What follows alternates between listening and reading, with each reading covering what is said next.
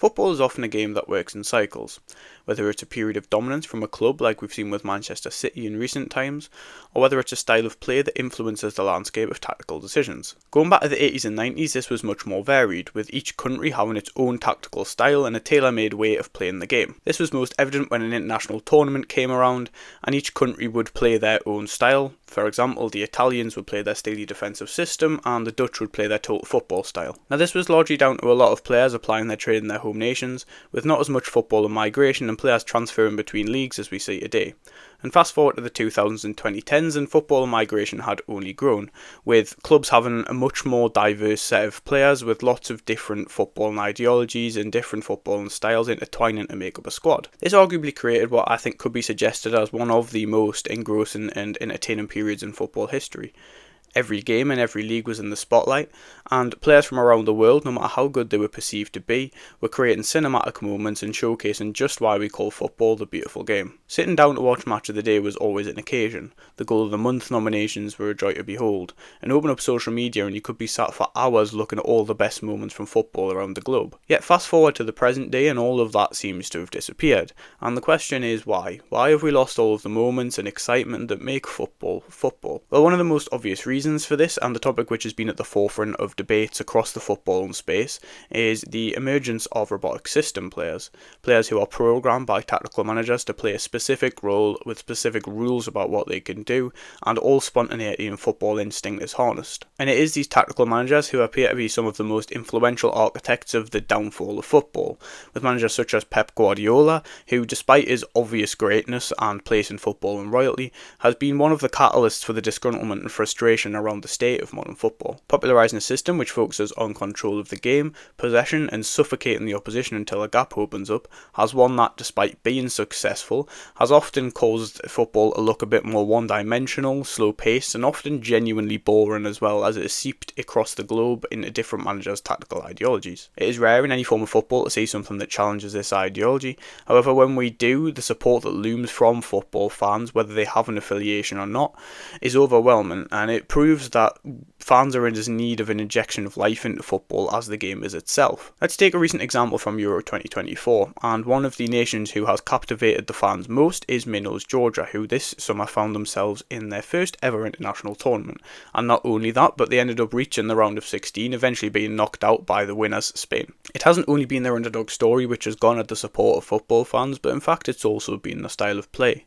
characterised by fast flowing counter-attacks that relish turning control to chaos, and pockets of sharp, intricate play that get the crowd off their seat. Now, it could be suggested that this fearless and exciting football that we see from Georgia is derived from the fact that they don't have a lot of pressure on them to perform, and that could definitely be the case, especially when we look at some of the other nations who have maybe had higher expectation during this tournament and how they've struggled to perform. And this brings us on to the point of the media and the pressure and scrutiny which it bestows upon players, managers and clubs alike. These days it is almost expected to be accepted that whenever someone is employed within the professional realm of football, that they're going to have to deal with media criticism for their on and off the pitch antics. This pressure has, over the mentioned period, led to football becoming more and more safe, with players, managers and the higher ups at football clubs alike all now inevitably struggling to stay away from that noise from the media.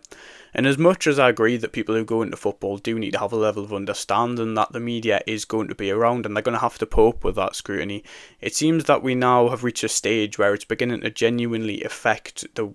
professional's ability to perform their craft. Sport media nexus refers to the interconnection between sport and the media, and this is an area that continues to grow exponentially year upon year. And as we've seen, as this grows, this means that the media has more of a say and more of an insight into the in out goings on of the game, and makes it more difficult for people within football to ignore that noise. And the interpretation of certain things within the mainstream media has undoubtedly hampered some players' careers, whether that be directly or indirectly. In the case of Harry Maguire, for example, we've seen how not only fans online but also reputable media outlets who are supposed to be giving us news can turn on a player and hound a player during a blip of form, and eventually that can cause the reputation of that player to be damaged in the process. And let's be honest, the Harry Maguire case can be considered small as well when we look at the scale of some of the other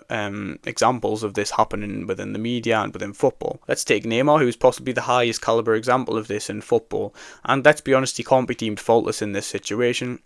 because there were times where he didn't cover himself in glory, but that in no way excuses the way that he was villainised and hounded by the media, a lot of the time for things that weren't even to do with football and more so his personal life. And yes, his injury problems haven't helped him during his career, but there's no doubt there's been a correlation between when the media coverage and media scrutiny of him was at its highest and the performances that he's had, and as well he's been open about his struggles with mental health in the past too. And what we can take from these two cases is the massive influence that the media has. Harry Maguire was eventually dropped at Manchester United despite not actually hitting anywhere near the lows that the media had suggested, and Neymar was vilified by fans in some capacity, and as well PSG, let's be honest, and ended up leaving the club on sour terms. And both of these scenarios prove, if nothing else, that we are seeing clubs now be pushed more and more towards favouring and acting upon what the media think, with higher ups fearing backlash from fans, and managers as well also fearing that their decision might end up making them lose their job if the media doesn't view it kindly. Even the Sam Allardyce scandal that ended his short tenure as England manager after the investigation by the Daily Telegraph into the corruption within English football. Despite Allardyce undoubtedly being responsible for some wrongdoing,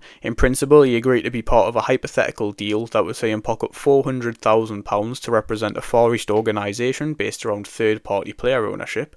A report by Ipso would state that in fact the proposal would not have meant that the rules would have been broken. But this is a detail which is often forgotten due to the sheer amount of backlash and scrutiny that Sam Allardyce faced within the media. And although the investigation did serve its purpose and uncovered some very damning details about corruption within English football, it is undoubted that it did also come at the price of damaging someone's career and damaging someone's personal reputation as well, let's be honest. And when looking at these mentioned examples, and many more as well that I've not mentioned across the footballing world, it begins to come as no surprise that we are now seeing football become less and less exciting and more safe. The media almost forces players to play within themselves for fear of dropping a bad performance which might end up seeing them vilified, and those players who would be classed as bigger characters, those like Neymar, have to rein it in as soon as they come into the spotlight of one of Europe's leagues, because as we see, they often get torn down no matter how good of a footballer they are for things outside of that. And then obviously not including Sam Allardyce because that's a little bit of an anomaly, but managers are quite clearly now afraid to make decisions that will possibly lead to them being scrutinised by the media, because they know that that now has a much bigger effect on clubs' decision making, and whether the media likes the manager or not is now a big thing in how they handle that media. Another factor that I believe has played a big part in the direction we've seen football take over the past few years is the amount of wealth that's now in the game. Football clubs are now more than ever being run from a business standpoint, with investors who have no real loyalty or ties to football coming in and investing loads of money because they view it as a money making machine. And this has caused a snowball effect, with football now being more and more popular to investors, more and more money being pumped in by those investors, and then the cycle continues from there. And this snowball effect carries on, and as it does, the market has also exploded with it, and we now see some ridiculous sums for players who would probably in previous eras be considered mediocre players. These huge sums of money have piled on expectation for players to hit the ground running, and if they don't do that, then they are likely to be labelled a flop from day one. It's almost kind of eradicated the bedding in and acclimatising period that we've given players who move from abroad, even players who move up from the championship, stuff like that. We now expect them to be spot on from day one rather than them giving them that time to show that they are worth the money. And I'm not saying that we shouldn't expect a player to be good if a club does spend a lot of money on them, but if a transfer does inevitably go wrong, then we shouldn't be blaming the player and criticising them for the price tag that was put on them. We should be clowning and having a go at the club who was stupid enough to pay that amount of money without properly looking into the player and knowing exactly what they were buying. And again, when looking at this wealth, it can create an anti-competitive environment like we've seen the Big Six be accused of in the recent times. The biggest example of these wealthy clubs in England, at least, is Manchester City and probably Chelsea as well. These are the sort of clubs who've pioneered that, having a ridiculous amount of money and being able to buy any player that they want to. And because most systems now favour the rich continuing to get richer and being able to stay at the top, especially with the more strict financial rules that we see now, go and check out my PSR video that I put out a couple of weeks ago if you would like to learn more about that. We're in an environment where it almost takes a miracle for the richest clubs to be dethroned.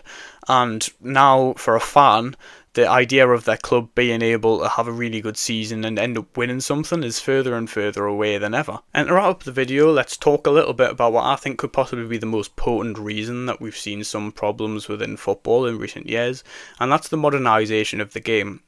Whether that be through the technology such as VAR, but also the technology that allows clubs to be able to keep those players at the highest condition, all the kind of science that we've got now as well, the professionalism of those roles. You've got club doctors, you've got physios, you've got analysts, which all allow clubs to be able to keep their players in top condition, and they know exactly what they need to do to beat their opposition. Football now more than ever is planned down to the finest of details, and now there's less room than ever for any sort of chaos to ensue. The game has now almost become more of a chess match, with tactical managers having to try and out-tactic each other than an individual moment of brilliance from a player deciding that game. Alongside this, the amount of science and information that's now available around what a player needs both in training, but also when they're going home, what they need to diet like,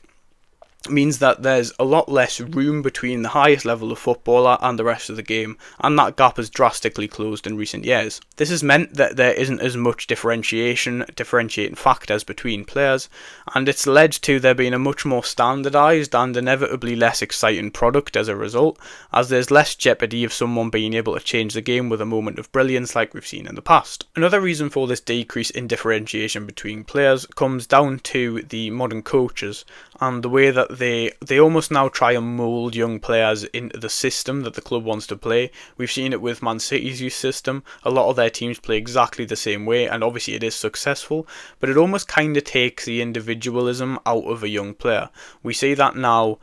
The sort of individualistic qualities that they have when they go into academy, by the time they get to that top level and by the time they get to break into the first team, a lot of the time those individualistic qualities have been coached out of them, and they're now more a clone of the player who's already playing in that position in the first team than anything else. But having said that, all hope isn't lost for football, and as I said at the beginning, it's a game that works in cycles. And as we've seen in recent times, I think more so with the younger generations, there's a lot of that kind of old shades of football coming back, and I do think we're going to see another era soon where football becomes a lot more exciting. And in fact, I do plan to do a series in the future where I look at each position, maybe look at the history of that position and how it's kind of evolved over time to now, and also why I think that those positions might in fact be going back towards that more exciting style that we've seen in the past, with some examples of players who I think are going to burst onto the scene in the future as well. So if you do want to see that, then do feel free to hit the subscribe button down below so you don't miss a video, and also don't forget to comment if there's anything I missed out in this video. If there's any other reasons, then don't be afraid to let me know, because I can always make another video if there's a lot I've missed out.